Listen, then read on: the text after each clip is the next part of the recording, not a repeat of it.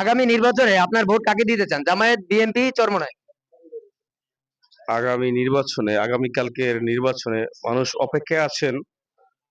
5 বছর এই ভোটটা, আমার ভোটটা খুব মূল্যায়ন ভোট। হ্যাঁ, অবশ্যই। আগামীকালকে ইনশাল্লাহ ভোট দেব আমি গরুর গাড়িতে, পার্থ সাহেবের। আপনি গরুর গাড়ি। আচ্ছা, এখানে আপনাদের প্রতিদ্বন্দ্বী আছে কে? যে ধানের শীষ প্রতীক? ধানের শীষই উনি, ধানের শীষের প্রতীক উনি নাই, উনি ধানের শীষের পক্ষ থেকেই ওনাকে দেওয়া হয়েছে।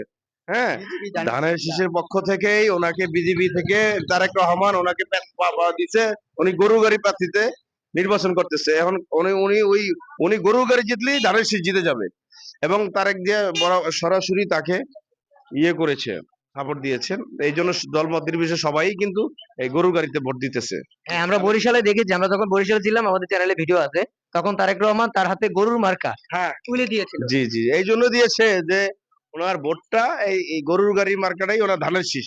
এটা মনে করি উনি পাইলেই উনি জিতে যাবে, কারণ ওনার তো একজোট, বিজেপি ধানের শীষ, ভাই ভাই সবই একজোট। হ্যাঁ, আসলে আপনি কি কোনো দলে আছেন নাকি? যেমন আমি আমি একটা সাধারণ ভোটার।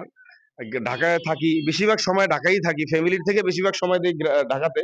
আসছি গ্রামে বেড়াইতে, নির্বাচনী পরিবেশ, আনন্দের মতন। 5 বছর পর একটা ইলেকশন হয়, আসছি আপনাদের এখানে সবাই মিশে দেখি ভোটের আনন্দ, একটা উৎসব আনন্দ, একটা আলাদা একটা মজা, সেটার সাথে শেয়ার করার জন্য, ভাগাভাগি করার জন্য আসছি আসলে মূলত। যাক, আপনার নির্বাচনটা অন্তত গুরুত্বপূর্ণ।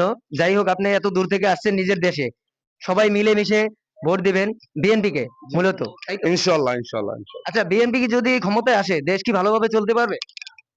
আশা করি ভবিষ্যতে সবকিছু শিক্ষা নেওয়ার পরে যদি এরা, আশা করি তারা ভালোই চালাবে। কারণ কিছু কিছু জিনিস তো তারা শিখেছে, প্রেক্ষাপট দেখে তো শিখেছে। ওই জায়গাটা থেকে আমি মনে করি ওনারা ভালোই চালাবে। আমার ব্যক্তিগত মতামত এটা।